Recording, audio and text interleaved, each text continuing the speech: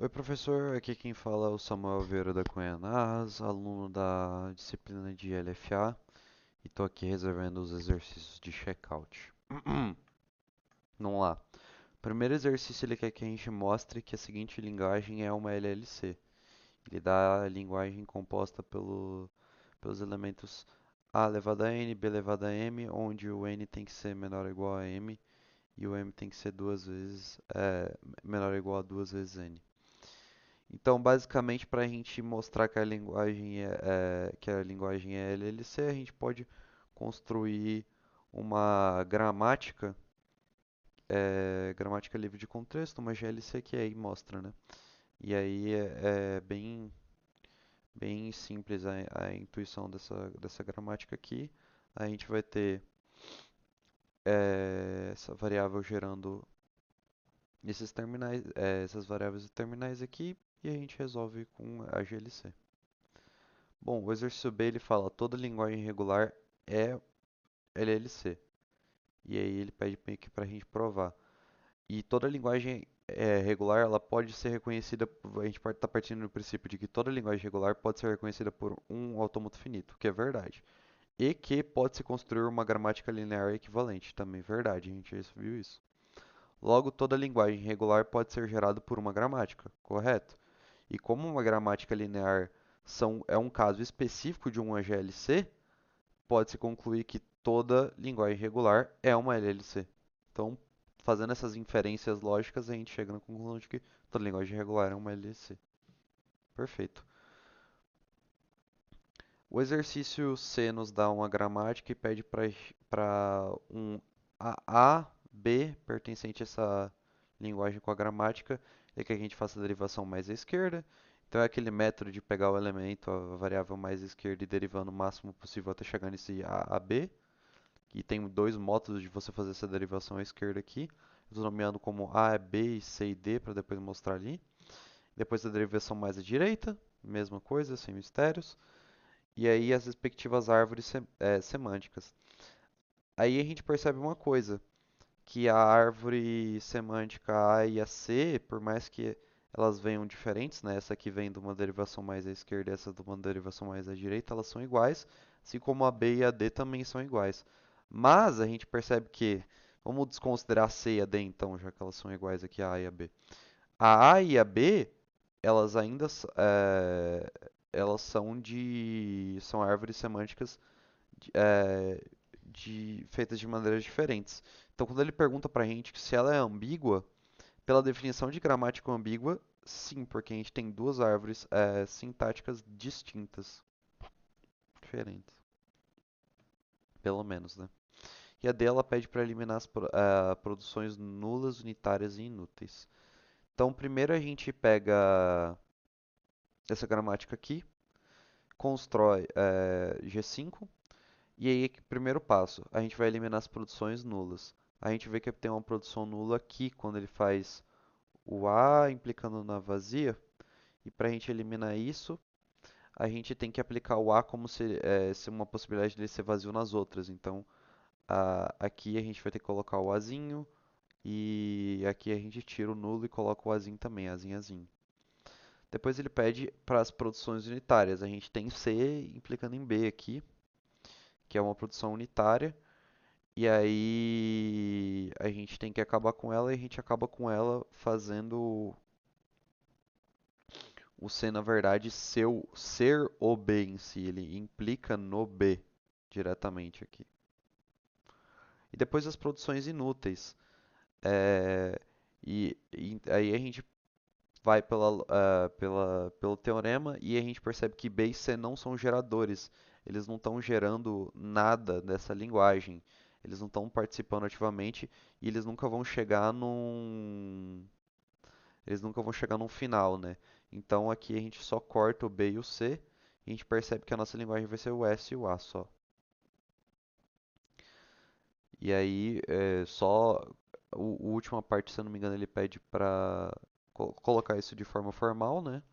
A gente percebe que essa linguagem ela está gerando o quê? Os As em pares eles vão aumentando. Então você vai ter a, aí depois a, e assim por diante. Então ele vai sempre aumentar de dois em dois. Então seria como se a gente tivesse a primeira, a terceira, a quinta à sétima. Então isso seria, porque a gente tem que começar num ímpar, né? Seria a elevado a 2n mais 1, com o n começando em zero. Então se o n for zero, ele já começa na primeira e assim vai indo. Ele vai aumentando de 2 em 2, mais com o número ímpar. E o exercício E, ele fala sobre produções nulas. E aqui ele pede. Deixa eu até abrir o exercício, só um segundo. Beleza, de volta aqui. Ele fala para dar um exemplo de uma situação em que eliminação de produções nulas introduz produções unitárias que existiam antes. Em seguida, argumente sobre a ordem que os procedimentos de eliminação de produções nulas e produções unitárias devem ser aplicados se queremos uma gramática sem produções nulas e sem produções unitárias. Bom, aqui eu dou um exemplo dessa gramática, S implicando em AB, A aplicando em nulo e B aplicando em Bzinho. E a gente percebe que a gente tem essa produção nula aplicando em nulo. Se a gente retirar ela, por padrão, agora a gente vai estar gerando essa nova gramática que ela tem uma implicação unitária que não existia antes. Agora a gente está tendo esse problema. Então, o que isso quer dizer para a gente? Se a gente tivesse feito de uma outra maneira, vamos supor que essa linguagem tivesse uma unitária primeiro, não resolveria. Então a gente sempre tem que resolver na ordem de nulas, porque as nulas podem gerar unitárias, depois unitárias e depois inúteis. Assim a gente garante que a gente está gerando ela da maneira correta. Beleza. Próximo exercício. Suponha uma GLCG tem uma produção da forma A implica em x, y. Prove que se esta regra for substituída por A implica em b, y e b implica em x, onde b é uma nova variável introduzida, então a gramática resultante será equivalente ao original. Bom, eu fui muito intuitivamente aqui. Ele está falando que ele quer uma linguagem, uma gramática G' que tem que ser igual a G, onde a linguagem de G' tem que estar contida dentro da linguagem de G. É, e assim, se a gente for pegar pela lógica aqui, na verdade, o que que esse A implica em BY e B implica em X está querendo dizer se a gente fosse, entre aspas, simplificar? Ele está falando A implica em X, porque a gente vai substituir o B por X, em XY, desculpa, A implica em XY. Então, na verdade, isso se adicionou mais um passo, mais essa linguagem G', que ela vai ser simulada por um A implica em BY, em seguida por um B implica em X, é a mesma coisa que a gente ter A implica em XY. Logo, elas são gramáticas equivalentes, por natureza. Aí depois ele fala, seja G essa gramática aqui, uma GLC. Forneça uma GLC G' na FNC tal que linguagem de G' seja igual à linguagem de G. Então ele está querendo como a gente converta isso para uma FNC de maneira equivalente. Bom, o que que a gente começa olhando primeiro o que que já está em FNC, a forma normal, né? Esse C implicando, Czão implicando em Czinho tá já. Esse aqui não tá porque ele mistura terminal e variável, não tá. Esse aqui é a mesma coisa do de cima. E esse aqui ele tem dois terminais à direita, então não tá também. Aí a partir disso a gente vai criar novas variáveis, a gente vai criar A aplicando em Azão aplica em Azinho, Dzão aplica em B. E agora a gente vai reescrever a linguagem nessa forma. E a gente vai acabar gerando essa gramática G' que já está no padrão. A gente só foi substituindo pelo que estava errado aqui.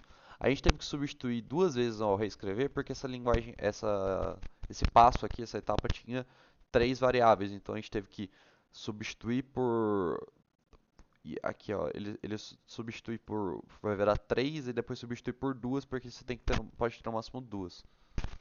É isso. G, uma GLC em FNC. Mostra que qualquer cadeia W pertencente à linguagem de G é derivada a partir do símbolo inicial de G, com exatamente duas vezes módulo de W menos 1 passos de derivação. Então aqui a gente está assumindo que o W tem que ser diferente de nulo. Não pode ser nulo, porque se for nulo vai dar menos 1 e não existe número de passos de derivação negativo. Perfeito. Logo, a derivação ela só pode estar na forma ou A implica em BC ou A implica em Azinho, de forma genérica, né? Ou A implica uma variável ou A implica num terminal. É isso. Então aqui a gente considera, para motivos de explicação, que o x vai ser o número de produções de A, implica em BC, e y é o número de produções que A implica em Azinho. Cada A implica em Azinho, ele gera um terminal, perfeito.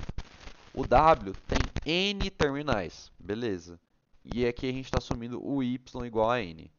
É, a variável S e cada produção, agora pensando do outro lado.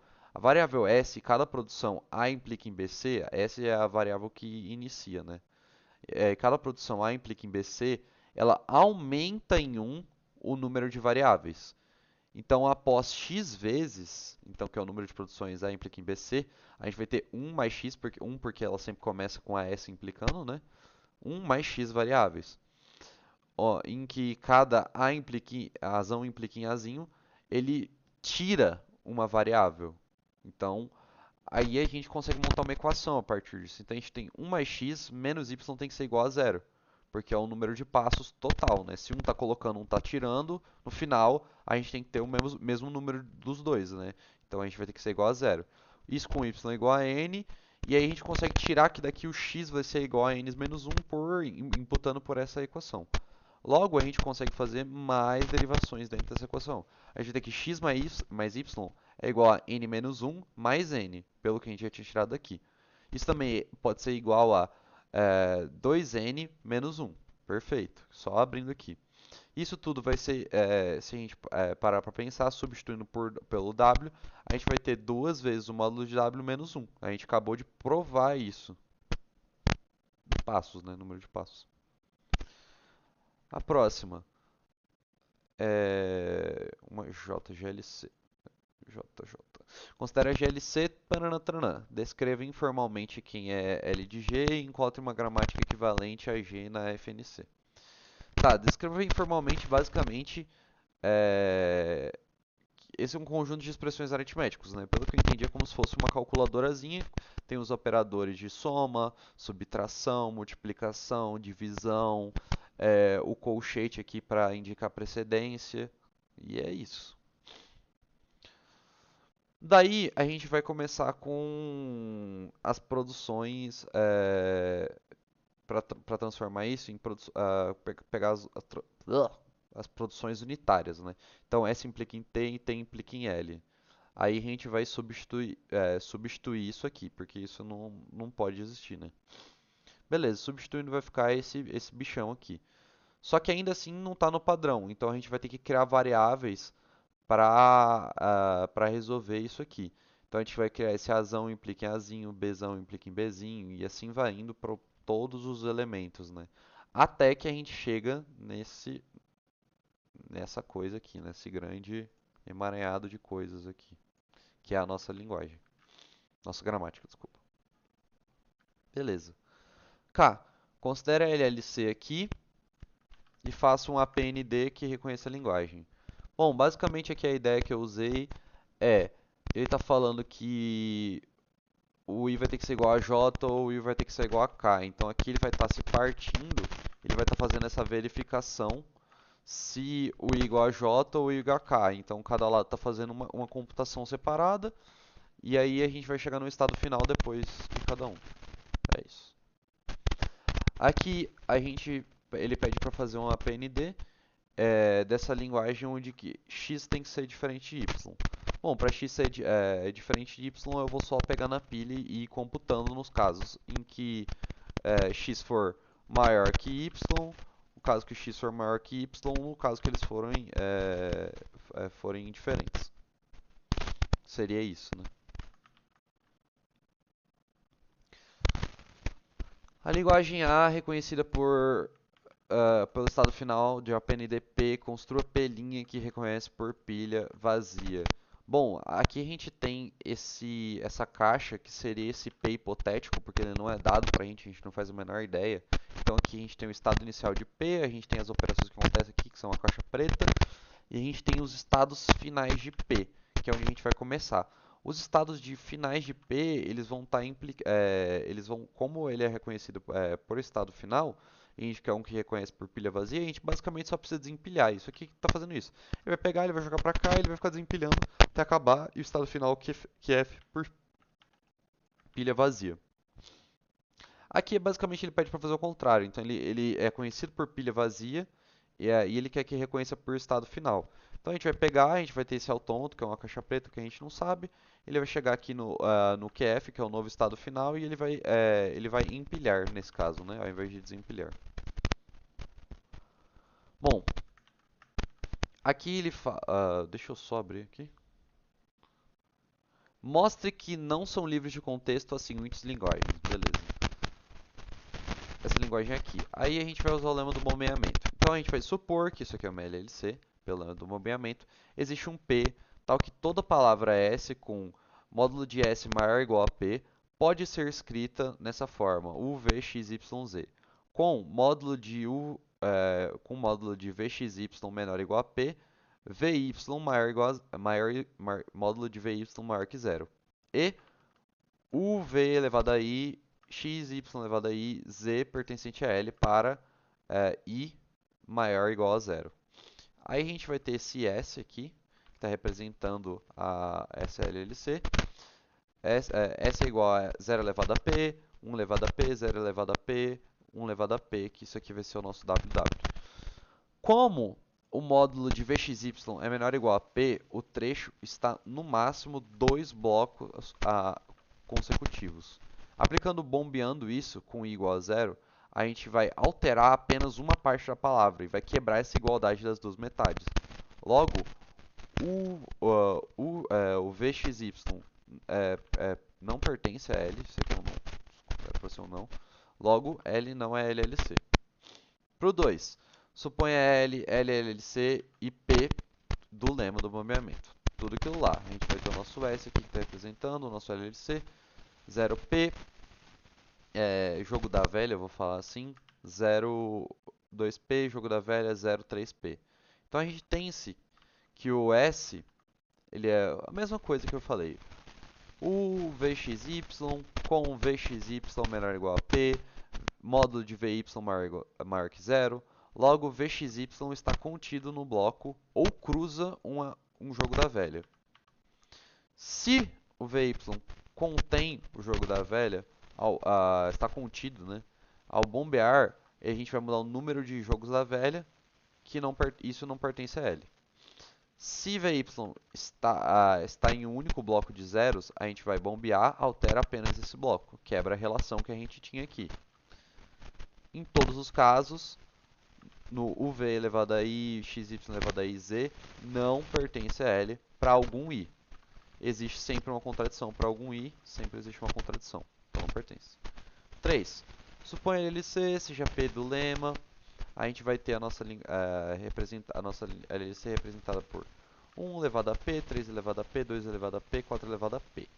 Então, se o VXY com módulo de VXY é menor ou igual a P e módulo VY maior ou igual a zero, tudo pelo lema do bombeamento, a gente vai ter que VXY está contido em no máximo 2 blocos consecutivos.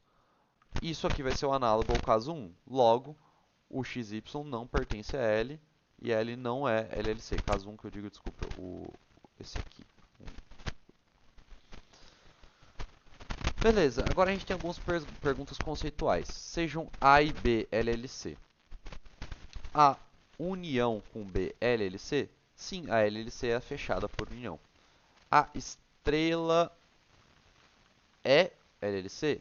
E a resposta é sim, porque a LLC é fechada por estrela de Kleene. A concatenado com B é LLC? Sim, porque a LLC também é fechada por concatenação. Aí ele te pergunta, a intersecção com B é LLC? E a resposta é não por via de regra. Isso pode acontecer, você pode ter duas LLCs que uma intersecção com a outra vai dar uma LLC, mas isso não é garantido.